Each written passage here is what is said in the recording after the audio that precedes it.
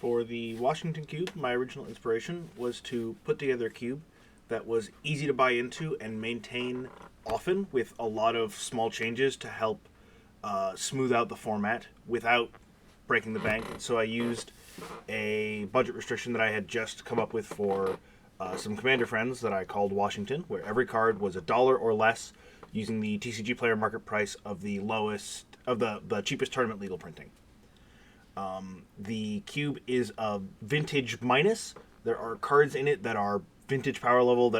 There's cards that are banned in Legacy, but every card's under $1. So there's the highest power level cards are kept down, and there are some cards that have been cut for being too much more powerful than the rest of the cards. For example, some of the most busted Conspiracies and Soul Ring when it's under $1. Cards that introduce the initiative. Those cards are not included because they are too much of a power disparity with the rest of the cube just on their own. For an archetype breakdown, you can put together, if you just want to play an aggro deck, you can just take cards that look aggressive and you will put together an aggressive deck. Same with anything else, you just take controlling cards and build a control deck.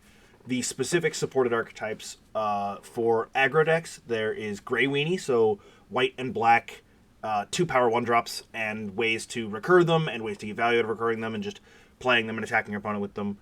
Equipment synergies, blue X sort of tempo style, where you grow a creature and bounce your opponent's stuff and kill them with no cards in hand while they haven't done anything yet. Mid-range specifically, there's a green ramp deck.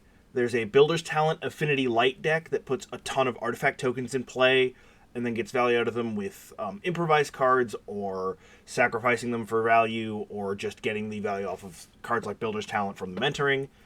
Delirium synergies for a graveyard-based deck. There are food synergies specifically outside of just the Builder's Talent Affinity stuff.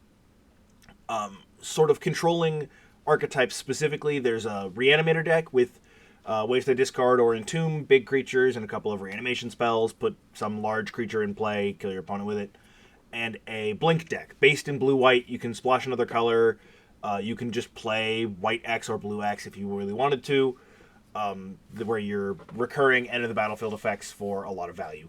And then for combo decks, there is Flash, with cards that are good to put in with Flash, like Torsten, Gruff Triplets, things like that.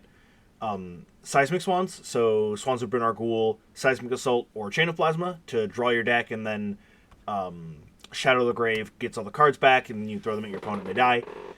Throne of the Grim Captain is sort of straddles the line between like a mid-range deck and a combo deck, where you can, if you get the 4 creature types in the graveyard, you flip the Throne of the Grim Captain over, you attack, and they die.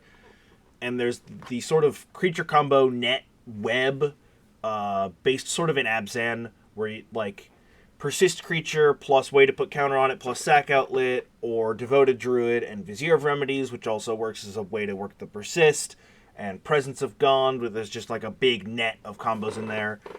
There's also the Jolly Balloon Man plus Village Bellringer as sort of a Kiki Jiki combo if you have any Manland or Mana Dork to go infinite that way.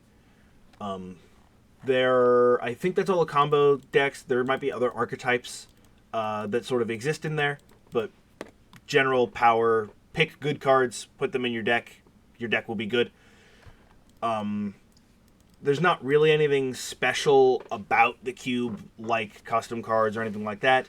The only alteration to the rules that I've made is that companions are in your command zone instead of your sideboard, specifically so that you can play Yorion with World Knit and it works the way you want it to. That's Washington Cube.